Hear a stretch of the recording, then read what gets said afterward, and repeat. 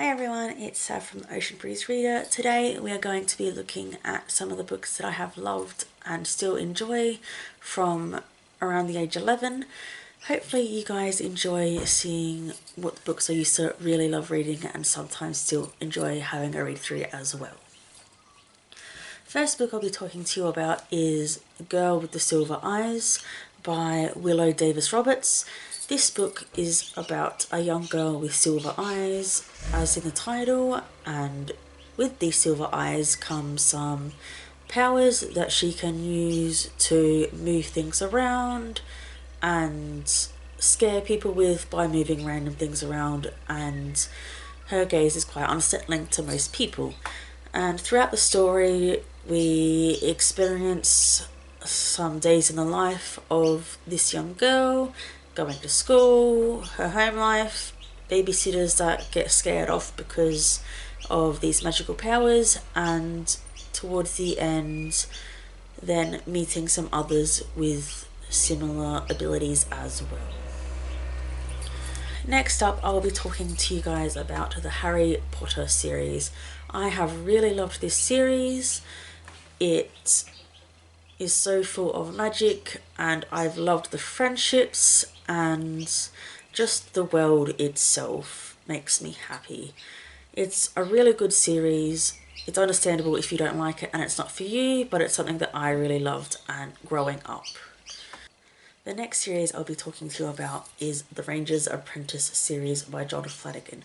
This is a really good series. I loved it. It's a little bit fun, funny. It's about a young boy who's just become old enough, as well as his friends, to be apprenticed to different people in their town. This young boy wanted to be apprenticed to the knights and become a knight like his father did before he died, but unfortunately he wasn't able to be apprenticed to the knights because of how small he was, and his next choice as horse handler was not able to happen either due to his height and smallness as well. So he then gets apprenticed to the ranger who is in the area, and rangers tend to be quite feared among the normal people because they quite easily sneak up on people and can appear and disappear seemingly out of nowhere. So a lot of people are skeptical and fearful that they might have some magic as well. The next book I will be speaking to you about is Seeker by William Nicholson. This book is quite good and I really enjoyed it. I haven't been able to read books 2 or 3 yet in this series, but this one is about a young boy named Seeker who wants to become a no-manner. But his father doesn't want him to become a no-manner and wants him to become a teacher instead, like himself. But Seeker does not want this to be his life and wants to follow his brother's footsteps and become a no-manner. So he goes on a journey to make his dreams come true and hopefully become a no-manner like his brother as well. The next book series I'll be talking to you about is the Wind and Fire Trilogy by William Nicholson as well.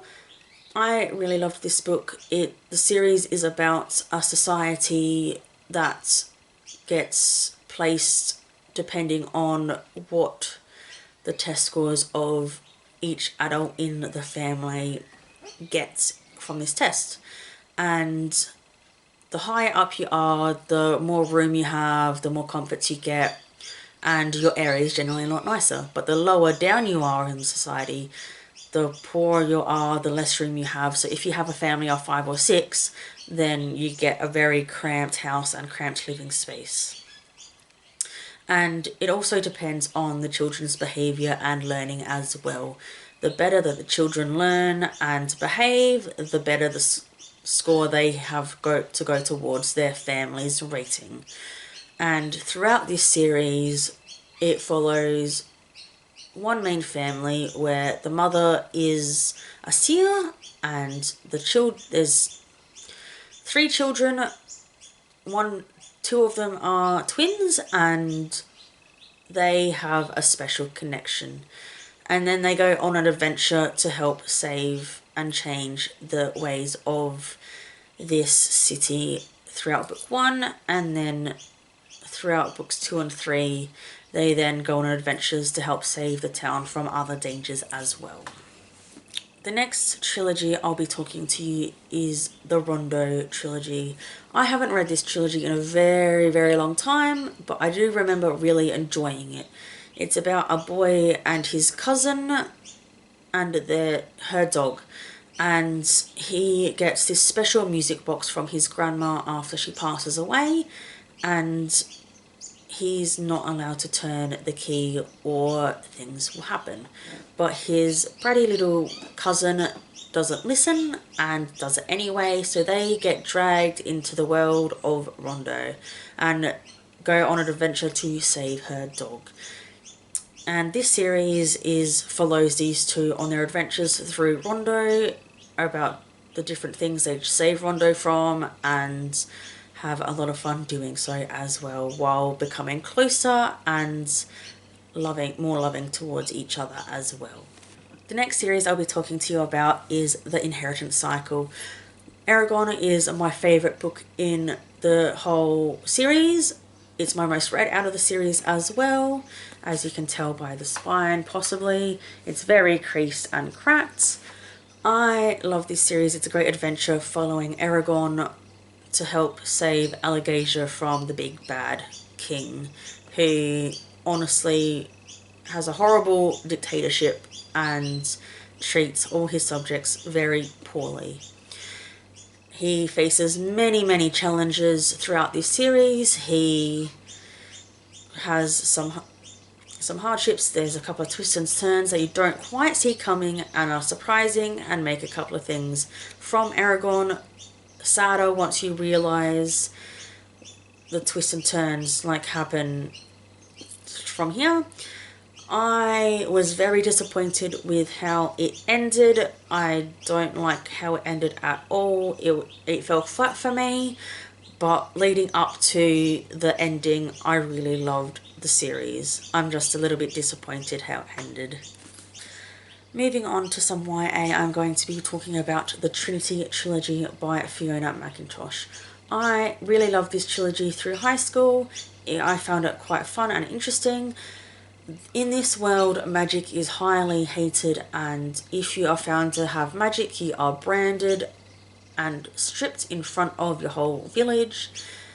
This follows two people, a male who is apprenticed to a healer after he witnesses a woman get branded in front of his village, and the woman who gets branded as she goes into a special monastery type place for women, so that way she can get cut off from her magic and also become a midwife.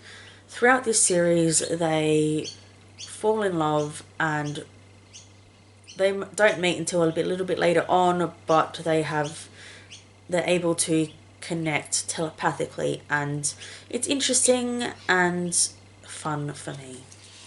The next trilogy I'll be talking about is the Broken Empire trilogy by Mark Lawrence.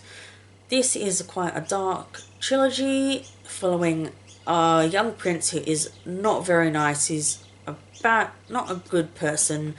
He goes around with a few people he freed from prison, doing some terrible things to the people in his father's kingdom, and he slowly works his way up and starts taking over some of the kingdom, and eventually down the track he starts becoming a better person as he grows and realizes how hard it can be to rule a town and rule more than just one town as well. The next trilogy I'm going to be talking to you about is the Night Angel trilogy by Brent Weeks. This is quite dark as well, but not quite as dark, I don't think, as the previous trilogy. It's got a dark world where you've got children living on the streets, and they have different guilds and do lots of fighting amongst each other and try to steal so that way they can pay for their guild fees. and it follows a boy who is able to then get out of the street and apprentice to a wet boy who is slightly better than a person who assassinates people. So he's basically a killer who is a way better killer than an assassin. They have some special abilities, and this young boy faces some challenges along the way as he's learning to become a wet boy. His so-called talent is broken, and he then tries to fix it along the way. He falls in love with the young girl he used to protect and tries to not get in contact with her as his master has said. It's a really good series. If you're into dark and gritty and some unlikable characters, it's quite a good read, though it is quite dark, and a couple of things to watch out for as well in this book. Okay, so the next series I'm going to be talking to you about is the Morganville Vampire series. It's a very, very long series. It's 15 books in total, and then it's also got a short story collection as well to go with it. I really enjoyed this series. It's about a young girl who's 16 and is super smart and is going to college, possibly way before she's ready, and this college in Morganville is the closest to home for her, where her parents are allowing her to go to college. She gets into some trouble with some of the girls in her dormitory and ends up going to live in the glass house with some older people there. And from there on in, she becomes really good friends with these people and goes on some adventures and fights against the vampires that live there as well. The vampires in this series live openly in this town and control it, and throughout the series they get into some big issues as well. The next series I'm going to be talking to you about is the Twilight Saga by Stephanie Meyer. I am very aware of the many issues of this series. When I was younger, I did really love it, and I was a big fan on Edward. Not so much anymore, but I still like to have a reread of it, and there is still some nostalgic feelings about this series, even though I'm aware of the issues and how bad Edward and Bella's relationship can be, and how possessive and creepy Edward can be. Jacob not always being much better either, but it was a bit of a love for me in high school. I read through them so quickly. I think I read each book in one day each. Loved them. The next series I'm going to be talking about is the Vampire Academy series by Rochelle Mead. I really enjoyed this series. It follows two girls, one called Rose and the other Lissa. One is half vampire and the other one is full vampire. Half vampires in this series are protectors and protect the full-blooded vampires, especially the royalty in this series, because they are far more important. Lissa is a full vampire who is the last person in her bloodline, and she is highly protected, but they are on the run from their school at the start of this story, but then get taken back, and from there on in they get into some trouble. Rose gets into lots more trouble than Lissa does, making some very poor decisions, especially a student-teacher relationship in this, which I do not condone. The next series I'll be talking to you about is the Maze Runner series by James Dashner. I quite enjoyed this series. It was slightly different to a lot of the YA dystopian that was coming out at the time, though still revolved around kids dying and getting thrown into situations where they probably shouldn't have been put. In this series, the world has basically started to end with a disease that adults have caught, and they're trying to figure out which of the kids has or has not caught this sun sickness and trying to see if they can find a cure. This series follows a group of kids through their trials and trying to find this cure to then hopefully make a better world. The next series I'm going to be talking to you about is the Hunger Games trilogy by Suzanne Collins. Most of you would already know about this book series, but for those who don't, it is about 12 districts who are being punished for an uprising that had happened many years beforehand against the capital. And so the capital is punishing them and sending their children into an arena to basically kill each other off. And the victorious district from this will then receive extra rations and love from the capital for a year until the next Hunger Games. With this trilogy, that follows Katniss Everdeen and Peter, who go into the 74th Hunger Games and basically ruin the capital's fun by winning the Hunger Games together. From there on, they get into some mischief and trouble from there on in. The next series I'm going to be talking to you about is the Divergent series by Veronica Roth. Many of you may already know this series as well, but for those who don't know it yet either, this follows a girl called Beatrix who also lives in a place that lives in factions. There's 5 factions and you belong to one of 5. And for those who live in the kind faction, they generally stay in that faction. Whereas all the other factions, it's quite normal for them to change into a different one. Now, this follows Triss and her brother, mostly Triss though, who transfer out of the kind faction and go into the knowledge faction and the brave faction. Triss is Divergent and she goes into the brave one because she doesn't feel always kind. So then they go into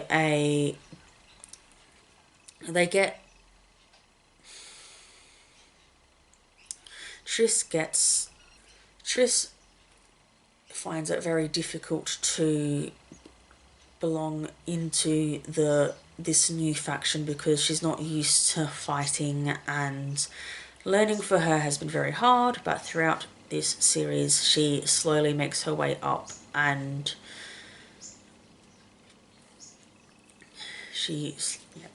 throughout this series she slowly makes her way through and up and makes her own space in this faction.